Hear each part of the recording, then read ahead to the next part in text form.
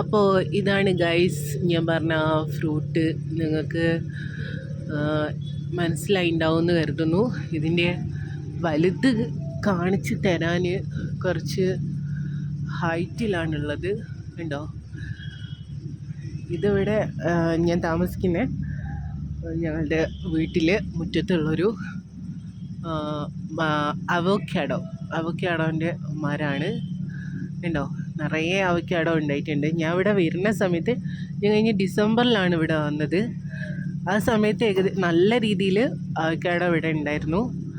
അപ്പോൾ ആ ഒരു സീസൺ കഴിഞ്ഞ് ഇപ്പം ഈ ഒരു ജൂണൊക്കെ ആയ സമയത്ത് വീണ്ടും രണ്ടാമത്തെ തവണ ഇത് പൂത്തിരിക്കുകയാണ് ഈ അവക്കാഡോൻ്റെ മരം. നിറയെ അവക്കാഡോ എന്താ പറയുക കായ്കൾ ഉണ്ടായിട്ടുണ്ട്. നിറയെ പൂത്ത് നിൽക്കുന്നത് നിങ്ങൾ കാണില്ലേ?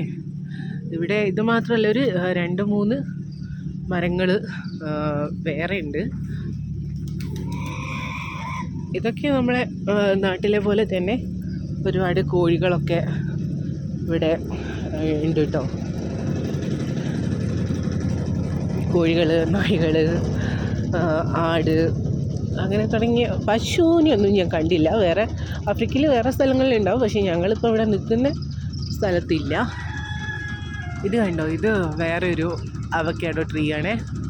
അപ്പോൾ ഇതുമേൽ പൂത്തിട്ടുണ്ട്, പക്ഷേ കായ്കൾ കുഞ്ഞായിട്ടുണ്ടാവുന്നേ ഉള്ളൂ.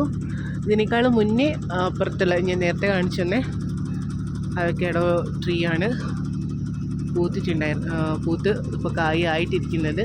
ഞാൻ ഇവിടെ വന്ന സമയത്ത് ഈ ഒരു മരത്തിലായിരുന്നു നല്ല രീതിയിൽ കായ് ഉണ്ടായിരുന്നത്. ഒരുപാട് കായ് പറിച്ച് കഴിച്ചിട്ടുണ്ട്.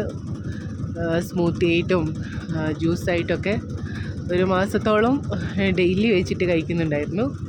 അപ്പോൾ ഇതിൽ ചെറുത് ആയിട്ട് വരുന്നേ ഉള്ളൂ. മറ്റേതിലാണ് കായൊക്കെ ആയിട്ടുള്ളത്.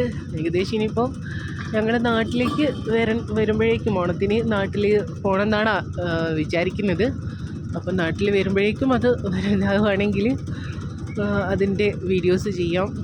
പക്ഷേ പെട്ടെന്ന് വലുതാവുമെന്നറിയില്ല. ഇപ്പോൾ ഏകദേശം 2 മാസത്തെ ഇത് വളരെ പതുക്കെയാണ് ഇതിൻ്റെ വളർച്ച. കായ് നമ്മൾ മാങ്ങയൊക്കെ ഉണ്ടാകുന്ന പോലെ അത്ര വേഗത്തിലാണെന്ന് എനിക്ക് തോന്നിയില്ല.